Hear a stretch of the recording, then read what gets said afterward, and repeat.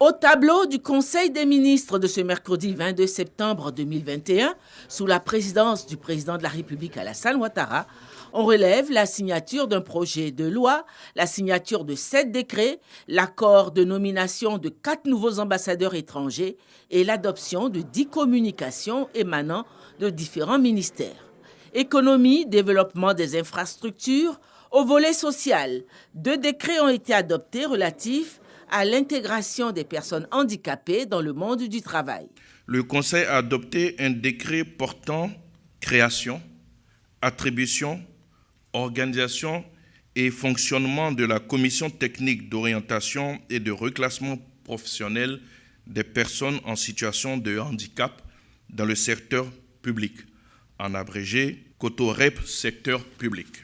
Toujours au titre du ministère de l'Emploi et de la Protection civile, le Conseil a adopté un décret portant création, attribution, organisation et fonctionnement de la Commission technique d'orientation et de reclassement professionnel, mais cette fois-ci du secteur privé, en abrégé COTOREP secteur privé.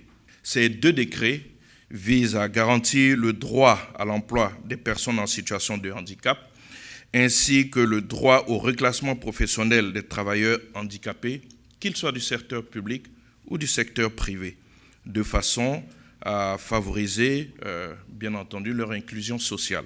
Après Abidjan, le déploiement de la SOTRA à Boaké est désormais réalité. Le gouvernement entend poursuivre cette extension dans d'autres villes de l'intérieur du pays. Prévu depuis les années 80, le déploiement de la SOTRA dans la ville de Boaké est effectif.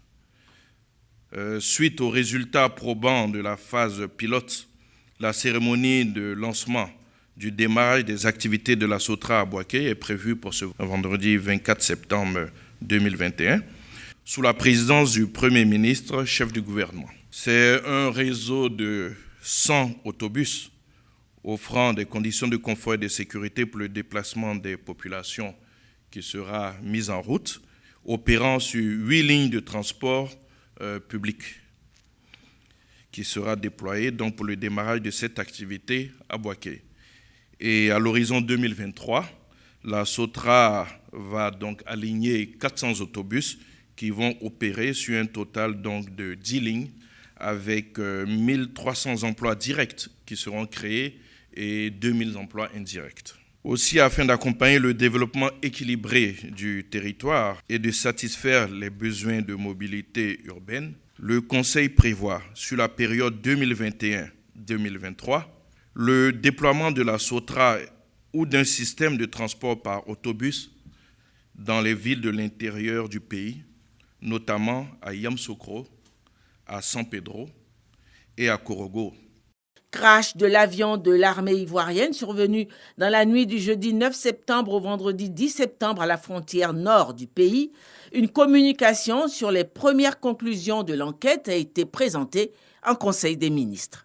Les premières conclusions de l'enquête diligentée au lendemain du crash de cet aéronef, un hélicoptère de l'armée ivoirienne, indiquent qu'il serait survenu suite à des conditions météorologiques défavorables.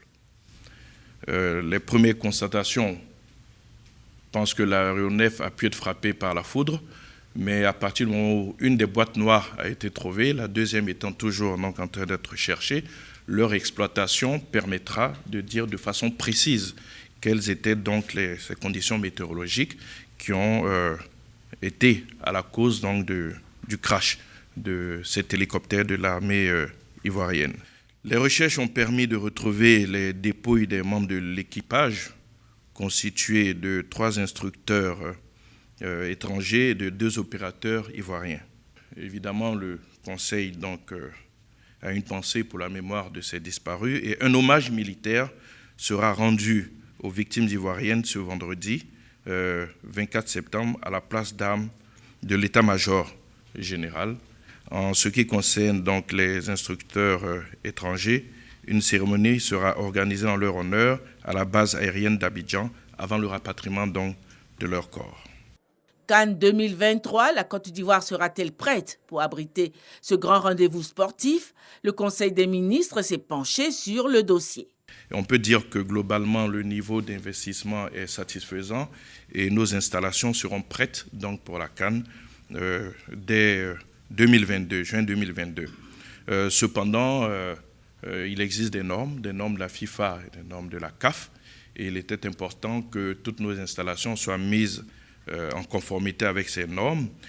Ainsi, donc, le stade des Bimpe, donc, qui a été livré, est fermé pour cette mise en conformité. Et même si le stade de Yamoussoukro est achevé à plus de 90%, la pelouse est impeccable, mais la mission de la CAF qui est arrivée ici a souhaité que les derniers matchs de qualification qui nous restent puissent être joués à l'étranger, et c'est ce qui sera fait. C'est des matchs donc, qui devaient être abrités en Côte d'Ivoire, mais en raison donc, de cette opération de mise en conformité de nos installations, eh bien, ces matchs vont se dérouler à l'étranger. Prochain Conseil des ministres, le 6 octobre.